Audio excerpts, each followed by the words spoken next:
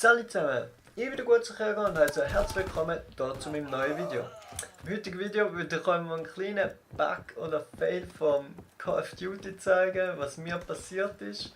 Und zwar habe ich eine Runde Waffenspiel gespielt, wie ihr hier im Hintergrund könnt sehen, und irgendwann erreicht man den Punkt, wo man den RPG hat, wie ihr hier im Hintergrund seht. Und ja, der RPG hat einfach etwas Dummes, wenn man sich mit dem RPG killt und der Gegner auch, steigt man einfach nicht mehr beim Rang auf.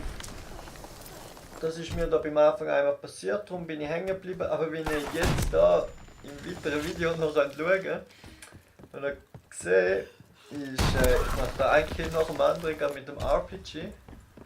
Und ich steige einfach nicht mit dem Rang auf, also ich bekomme einfach nicht die nächste Waffe mehr. Das heisst, es ist eigentlich unmöglich für mich, das Spiel zu gewinnen. Ja, das war recht ärgerlich, aber was willst du noch mehr? Schlussendlich ist es gleich noch ein Spiel und ja, keine Ahnung, lustig, dass es irgendwie so einen Bug gleich auch gibt. Also, ich habe es jetzt noch nie gesehen. Habt ihr schon mal irgend so etwas gesehen im Spiel oder ist euch so etwas Ähnliches schon mal passiert?